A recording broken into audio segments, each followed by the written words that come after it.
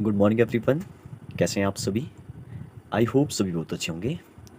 Today is 30th of June 2023 और day है Friday. कल जो वो आज लास्ट डे है इस मंथ का। कल जो वो एक नया मंथ स्टार्ट होगा जुलाई। और कल जो वो आप सभी को पता होगा कि हिमाचल प्रदेश में जो वो बीएड का जो एंट्रेंस एग्ज़ाम है वो कल है। तो मैं सोचा क्यों ना जो वो एक ऐसी एक वीडियो जो वो वीडियो में हम लोग जो वो कुछ ऐसे क्वेश्चन को जो वो डिस्कस करें जो कि आपके एग्ज़ाम के लिए जो वो हेल्पफुल हो सकते हैं।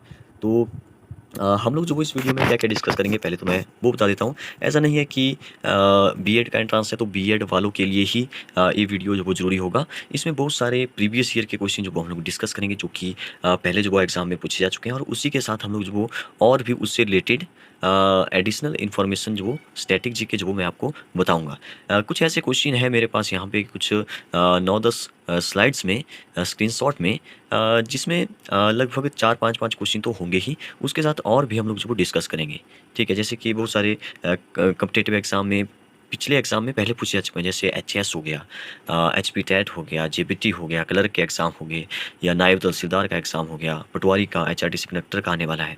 तो कोई भी एंट्रेंस एग्ज़ाम हो गया उसमें एचपीजीके जो पूछा जाता है। तो मैंने सोचा क्यों ना हम लोग जो वो एक बार एक रिकैप करें पूरे जीके का। हिमाचल प्रदेश में कवर करने की कोशिश करूँगा लगभग 12 के 12 डिस्ट्रिक्ट का जो वो कुछ ना कुछ जीके जो वो उसमें आ जाए या हिस्ट्री आ जाए या कुछ भी या कोई बहुत सारे टॉपिक होते हैं जैसे कि झीलों से रिलेटेड पूछ जाता है, कृषि और बागवानी से रिलेटेड जो वो पूछ लेता है कई बार, संस्थानों के बारे में पूछ लेता है, भूरी सिंह आर्ट गैलरी पूछा था, ठीक है, संग्रहालय जो भूरी सिंह संग्रहालय है, ग्लेशियर के बारे में पूछ लेता है, पर्वत चोटियों के बारे में पूछ लेता है, दर्रों के बारे में पूछता है, घाटियों के बारे में पूछता है। जो जैसे फर्स्ट सीएम ऑफ एचपी तो फर्स्ट जो भी रहे हैं वो जो वो उनके बारे में पूछ लेता है। मेलों के बारे में पूछता है, हिमाचल प्रदेश की हिस्ट्री के बारे में पूछता है। तो हम ऐसा करेंगे कि कुछ एक स्लाइड्स को जो वो हम लोग यहाँ पे सबसे पहली स्लाइड है, इसको तो हम लोग डिस्कस कर लेंगे। लेकिन उसके बाद जो वो एक बेसिक सा जो वो मैं आपको बताऊँगा कि कब वो हिमाचल बना, कब कौन-कौन से डिस्ट्रिक्ट जो वो बने। थोड़ा-सा वीडियो फास्ट होने वाला है क्योंकि ये बातें जो वो आप पहले पढ़ चुके हैं। देखिए आपको जो मुझे लगता है कि जैसे आपको सिर्फ सुनना है और मुझे पता है कि सुनने पर जो वो आप याद नहीं रख पाओगे इतना दिनों तक। मतलब कि कल जैसे आपका एग्ज़ाम है, अगर आपका एग्ज़ाम है तो मैं कोशिश करूँगा कि आपको कुछ इस तरह से बताने की आपको जो वो 1-2 दिन तक तो याद रहे ही। ठीक है? आपको होता है कि लिख के याद होता है। अगर आपके एग्ज़ाम जो वो 10-15 दिन के बाद है, ठीक है? या 1 महीने के बाद है तो आप जो वो क्वेश्चन को जो वो नोट भी कर सकते हैं। इससे जो वो आपकी जो मेमोरी पावर है, याद रखने की जो क्षमता है वो जो वो बढ़ेगी। तो चलिए फिर ज़्यादा विलंब ना करते हुए स्टार्ट करते हैं। मैं इस कैमरे को यहाँ से हटा देता हूँ। फिर जो वो फर्स्ट क्वेश्चन से स्टार्ट करते हैं। देखिए सबसे पहला क्वेश्चन है कि महाकाली झील किस जिले में स्थित है? और यहाँ पे जितने भी क्वेश्चन है वो जो पहले एग्जाम में पूछे जा चुके हैं, एक्सपेक्टेड क्वेश्चन है आपके आने वाले किसी भी हिमाचल प्रदेश के एग्जाम में जिसमें स्ट्रेटेजी के हिमाचल जी के हिस्ट्री पूछी जाती है, हिमाचल के बारे में पूछा जाता है। महाकाली झील जो वो ऐसा नहीं है कि इसी पेपर में पूछा गया था जो यहाँ पे है, ठीक है? तो अभी भी बहुत सारे एग्जाम में ये पूछा जा चुका है। तो महाकाली झील जो वो कहाँ पे है? ये चंबा में है। नेक्स्ट क्वेश्चन है परशुराम ताल किस स्थान पर स्थित है? तो जो परशुराम ताल है वो जो वो रेणुका स्थान पर जो वो स्थित है। रेणुका जो वो हमारे देखिए वेरी इंपॉर्टेंट क्वेश्चन बनता है। रेणुका हमारी एक नेचुरल झील है जो कि सिरमौर में है और सबसे बड़ी नेचुरल झील है, इसलिए इसके बारे में पूछ लेता है। सबसे बड़ी नेचुरल झील। अब अगर सबसे बड़ी आपको पता चल चुकी तो सबसे छोटी भी जान लो। सबसे छोटी जो वो हमारी परासर झील है जो कि हमारे मंडी में है। सबसे बड़ी सिरमौर में रेणुका झील और सबसे छोटी नेचुरल झील परासर, ठीक है। अब अगर नेचुरल हो गया तो मैनमेड भी याद रख लो, ठीक है। मैनमेड भी याद रख लो। मैं जो वो कल ही एक मैनमेड झील से रिलेटेड जो वो वहाँ पे एक पर्सनल व्लॉग जो वो मैंने वहाँ पे इसी चैनल पे जो वो अपलोड किया है, आप उसको भी देख सकते हैं। उसमें मैंने काफ़ी और बहुत सारी चीज़ें बताने की कोशिश की है। वहाँ पे गरीबदास का टेम्पल भी है तो वहाँ पे हम लोग गए थे। बहुत कुछ कितना डिस्टेंस कैसे कैसे जाएंगे। उन्ना और बिलासपुर जो कि हमारे हिमाचल के ही जो डिस्ट्रिक्ट हैं तो उनके आसपास का जो भी मतलब कि वहाँ पे जो भी नदी है जैसे सतलुज नदी है, सतलुज नदी पर जो ये डैम बना है, ठीक है। क्या बोलते हैं, सॉरी, झील बनी है। तो ये इसको जो वो गोविंद सागर झील बोलते हैं। आप वहाँ पे देखिए ज़रा, वहाँ पे पानी काफ़ी कम था। उम्मीद तो ये थी कि जो मंदिर है वो जो वो पानी के अंदर होगा आधा, ठीक है। मतलब कि जितना भी आता था पानी के अंदर चला जाता था। तो लेकिन पानी बहुत कम होने के कारण जो वो एक अलग ही दृश्य जो वो हमें कल देखने को मिला है।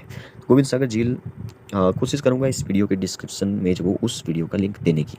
गोविंद सागर झील जो वो हमारे सबसे बड़ी, हिमाचल की सबसे बड़ी मैनमेड झील है। इस नदी पर है, सतलुज नदी पर है। सतलुज सबसे लंबी नदी है हिमाचल प्रदेश की। अगर सबसे बड़ी मैनमेड होगी, सबसे छोटी भी याद रख लो फिर। सबसे छोटी जो वो हमारी पंडोह झील है। पंडोह झील जो वो एक डैम जो वो बनाया हमने, तो वहाँ पे एक झील बन गई, ठीक है। वो नदी पर ही बनी हुई है। कौन सी नदी है वो? ब्यास नदी है। व्यास नदी कुल्लू से आती है, रोहतांग दर्रे से ब्यास कुंड से निकलती है, तो उसको भी आप याद रखेंगे।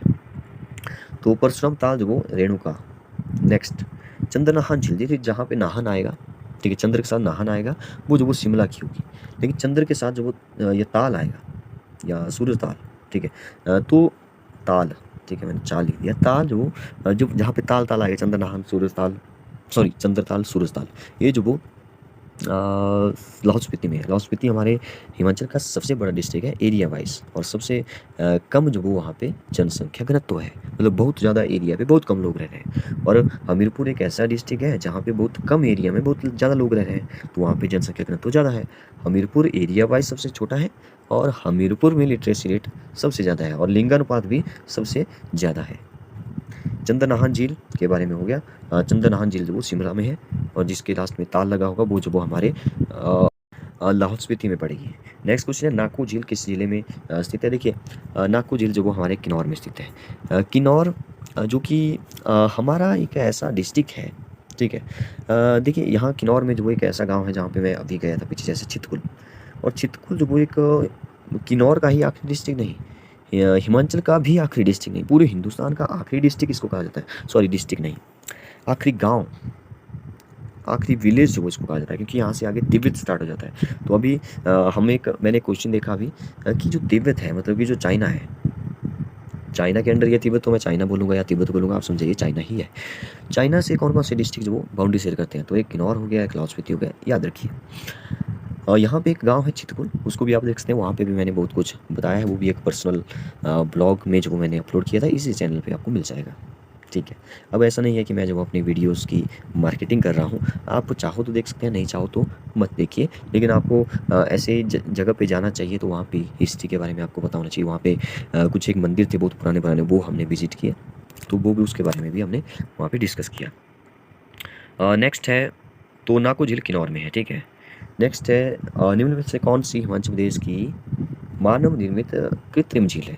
तो मानव निर्मित जो कृत्रिम, देखिए वही आगे मैन मेड, कृत्रिम का मतलब होता है मानव निर्मित, मैन मेड इंग्लिश में, गोविंद सागर झील। नेक्स्ट क्वेश्चन पे आते हैं। नेक्स्ट है, हिमाचल प्रदेश की स्थानीय भाषा में हिमनद को बड़ा सिगड़ी कहते हैं। कौन सा पर्वत शिखर कुल्लू जिले में स्थित है? देखिए डीवी कोठरी, डीवी ठोकरी, ठीक है, इंद्र किला, देवटिवा, ये तो सभी जो वो कुल्लू जिले में है, तो सभी सभी जो वो D will be the right answer. Bhim कृसूत्री जो वो कांगड़ा और चंबा की जो वो एक जोत का नाम है हिमाचल प्रदेश के, मतलब कि किस जिले में स्थित है? तो कांगड़ा और चंबा, आप याद रखिए। इस प्रदेश की चंबा घाटी को अन्य किस नाम से जाना जाता है?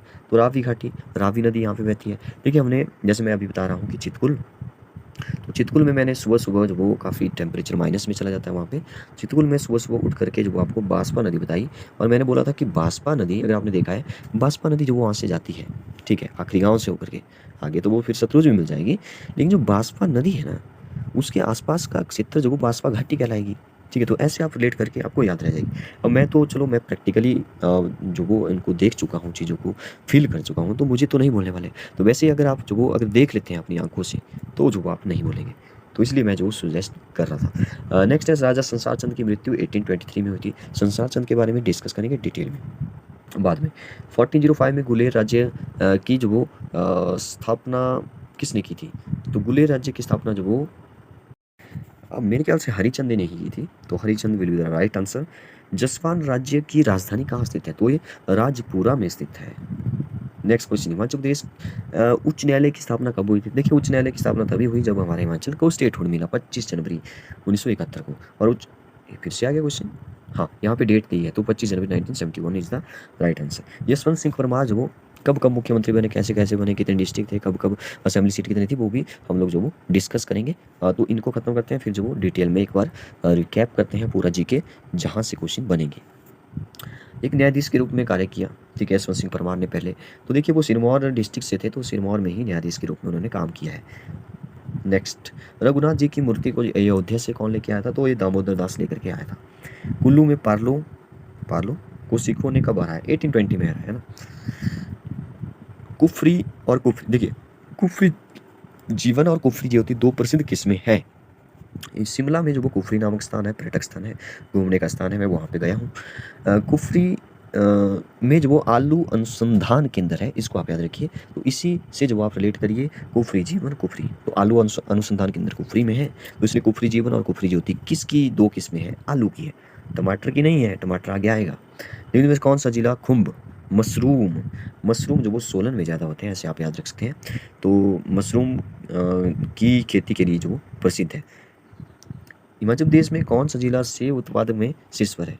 देखिए अगर सिरमौर की बात होगी, सिरमौर में जो वो अदरक है, आप याद रखिए, सिरमौर का अदरक, और कुल्लू और शिमला के सेब। और कौन सा सेब शीर्ष पर कौन है? शिमला में है, क्योंकि शिमला में काफ़ी बड़ा एरिया है जहाँ पे सेब उगाया जाता है। मध्य प्रदेश की कृषि क्षेत्र कितना प्रतिशत है? तो जो वो लगभग यहाँ पे तो 11% है, लेकिन ये पुराना क्वेश्चन है, इसको अपडेट कर लेंगे। आम्रपाली और मल्लिका किसकी किस्में है? देखिए नाम से बता रहा है आम्र, आम्र मतलब कि आम, ठीक है। नेक्स्ट, एक क्वेश्चन मैंने देखा था कि जहाँ पे गोला का जिक्र होता है, लाल गोला या कुछ ऐसे गोला किसकी जो वो एक किस्म है, तो वहाँ पे जो वो टमाटर आएगा ना, तो उसको भी आप याद रखेंगे। और सबसे अगर जैसे टमाटर हमारे बलघाटी में बहुत ज़्यादा होते हैं, तो सबसे ज़्यादा उपजाऊ जमीन भी बलघाटी, पूरे हिमाचल में जो वो बलघाटी को जो वो कहा जाता है। बूरी सिंह संग्रहालय कई बार एग्जाम में आ चुका है, ये जो वो कांगड़ा में है। शोभा सिंह कला संग्रहालय जो वो अंद्रेटा में है, सॉरी बूरी सिंह ना चंबा में है, कांगड़ा में नहीं है, चंबा में है, ठीक है। Chamba is the right answer. और अब शोभा सिंह आर्ट गैलरी जो वो अंद्रेटा में है, ए कांगड़ा में है, अंद्रेटा कांगड़ा में है। लिंटन स्मृति द्वार जो वो हिमाचल प्रदेश में कहाँ है? ऊना में तो नहीं है, देहरा में नहीं है, नादौन में नहीं है, इनमें से कोई नहीं is the right answer. Linton स्मृति द्वार के बारे में कोशिश करेंगे जल्दी ही डिस्कस करने की। मध्य प्रदेश सचिवालय के पुराने भवन का क्या नाम था? तो इसका नाम था एलएसली। किस स्थान को हिमाचल प्रदेश का मिनी स्विट्जरलैंड कहा जाता है? खजियार को कहा जाता है, चंबा में है खजियार। 84 मंदिरों का समूह भी जो यहाँ पे भरमौर को कहा जाता है, भरमौर। मणिमहेश भी कहाँ पे है? चंबा में है। हिमाचल प्रदेश के किन जिलों की सीमाएं, ये आ गया वो क्वेश्चन, देखिए किन्नौर और Lahaul Spiti is the right answer. चीन से लगती है, तो हमने तो डिस्कस कर लिया है, ठीक है। अब एक बार ना थोड़ा सा मैं मतलब आप सुनते रहिए, आपको कल तक तो मैं कोशिश करूँगा कि आपको कुछ इस तरह से बताऊँ कि आपको 1-2 दिन तक तो याद रहेगी, ठीक है। तो हिमाचल प्रदेश के बारे में थोड़ा सा डिस्कस करते हैं। अब ऐसा समझिए कि आपके लिए जो एक ऑडियो लेक्चर जो वो स्टार्ट हो रहा है, ठीक है। मैं सिर्फ बोलूँगा, मैं लिखूँगा कम ही, ऐसे ऐसे मैं जो वो उंगली हिला करके कुछ भी डिज़ाइन बना सकता हूँ। आप जो वो इसको नहीं देखेंगे तो ही अच्छा रहेगा, आप सिर्फ सुनिए। आपको बताएं भारत 15 अगस्त 1947 को जो वो आज़ाद हुआ, लेकिन ऐसा हुआ कि हमारा जो भारत आज़ाद हो गया, जैसे बहुत सारी रियासतें थी जिन जो जनता के हाथों में जो वो सत्ता सौंपने में संकोच कर रही थी। तो बात ये है, बात यहाँ से एक उठती है कि हिमाचल की कौन सी रियासत जो सबसे पहले भारतीय संघ में विलय हुई? तो ये बात आती है फिर 17 अगस्त 1947 की, जहाँ जब ठियोग का राजा था, ठीक है। ठियोग का राजा ने जो वो अपने मतलब कि बागडोर जो वो जनता को सौंपी, और सूरत राम प्रकाश को जो वो प्रधानमंत्री बनाया गया। तो ये जो वो ठियोग रियासत विलय होने वाली इंडिया में हिमाचली रियासत पहली बनी, ठीक है। एक अस्थाई सरकार के बारे में आप याद रखिए, 26 जनवरी 1948 को अस्थाई सरकार बनी थी, ठीक है, जिसके अस्थाई सरकार के प्रधान जो वो शिवानंद रमौल थे।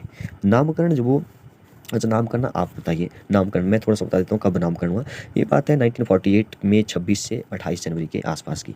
तो यहाँ पे जो वो कुछ राजा और प्रजामंडल के और रियासतों के राजाओं का सोलन में दरबार लगा। कहाँ पे लगा? सोलन में। तो इसकी अध्यक्षता जो वो बघाट के राजा दुर्गा सिंह ने की थी, और इस सम्मेलन में पहाड़ी रियासतों ने हिमाचल प्रदेश का नामकरण किया। लेकिन ये नाम सुजेस्ट किसने किया था? एक बंदे का जिक्र आता है, एक व्यक्ति का जिक्र आता है, तो उसका नाम मैं आपसे जानना चाहता हूँ। ये पहले एग्जाम में पूछा जा चुका है। आगे सुकेत सत्याग्रह भी जो एक आपको पढ़ना चाहिए, 18 फरवरी 1948 की बात है।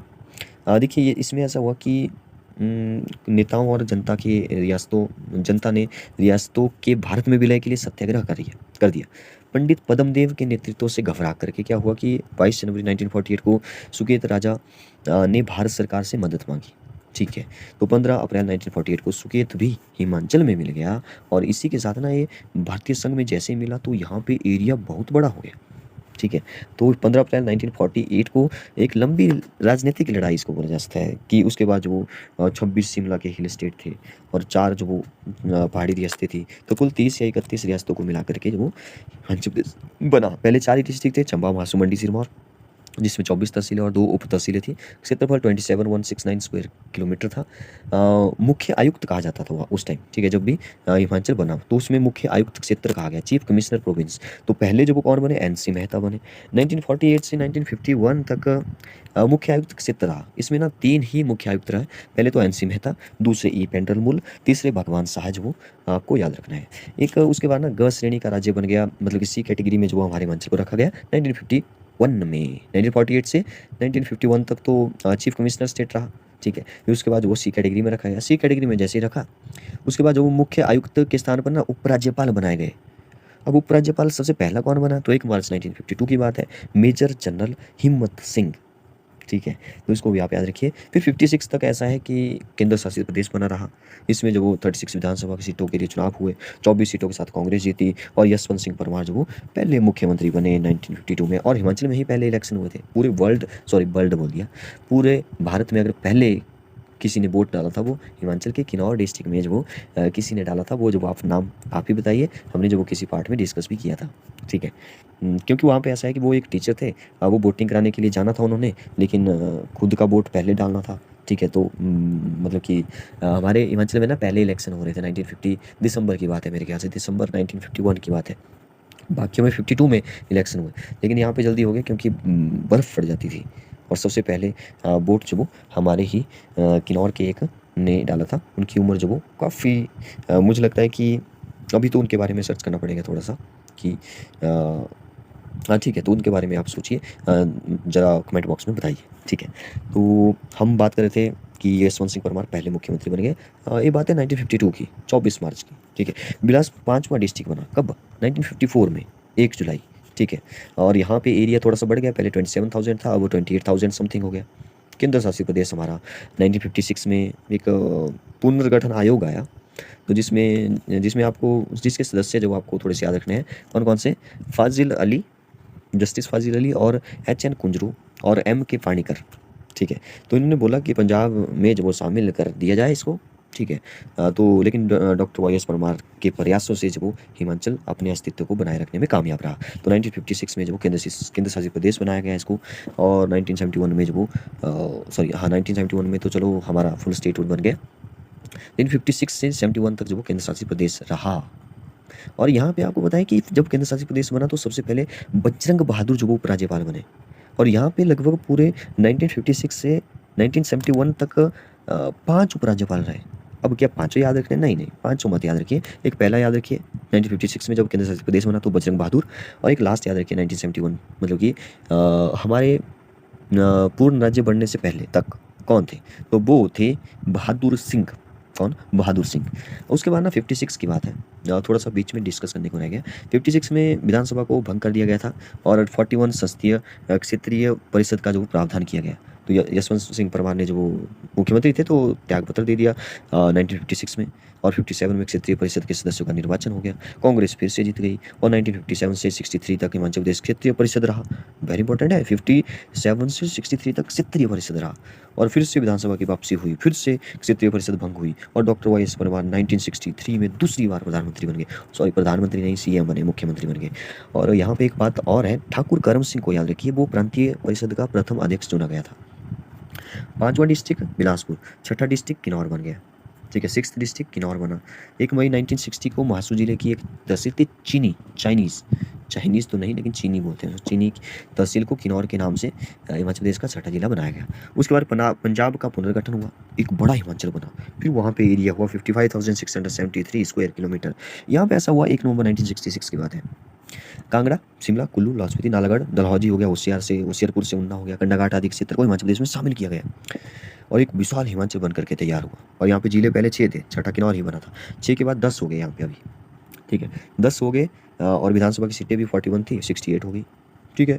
और तीसरी बार फिर से यशवंत सिंह परमार जो वो फिर से मुख्यमंत्री बन गए, फिर पूर्ण राज्य का दर्जा मिल गया 1971 में, ठीक है। अब आप बोलेंगे कि आपने बोला 10 ही डिस्ट्रिक्ट हुए, 2 कब हुए, 2 देखिए 1972 में हुए, मतलब कि 1 साल के बाद हुए।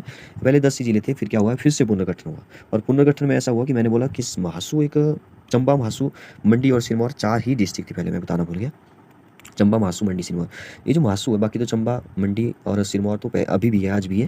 लेकिन ये जो महासू है ना, वो थोड़ा-सा डिवाइड होकर के बँट गया है थोड़ा-थोड़ा, ठीक है? तो ये इससे निकल कर के जो वो ऊपर भी हमने बात की कि महासू ज़िले की एक तहसील थी जिसको किन्नौर नाम दिया, तो महासू से ही किन्नौर बना है और महासू से ही निकल कर के शिमला बना और सोलन बने, ठीक है? तो यहाँ पे सोलन है जो वो एक नया डिस्ट्रिक्ट बना और कांगड़ा को ना, कांगड़ा भी बहुत बड़ा था, तो कांगड़ा से काट करके एक साइड हमीरपुर और एक ऊना बनाया गया, ठीक है? तो यहाँ पे जो हमारे डिस्ट्रिक्ट हो गए 12, चंबा, सिरमौर, मंडी, बिलासपुर, किन्नौर, कांगड़ा, कुल्लू, लाहौल स्पीति हो गया, शिमला हो गया, सोलन, ऊना, हमीरपुर, ठीक है? तो ऐसे करते-करते जो हमने ऐसा समझ सकते हो कि हमने पूरा हिमाचल प्रदेश जो वो एक छोटे से वीडियो में जो वो कवर किया, ठीक है? जल्दी ही मैं कोशिश करूँगा कुछ एक पार्ट और डिस्कस करने की। तब तक के लिए धन्यवाद। आप बताइए आपको वीडियो कैसी लगी? Thank you and have a nice day.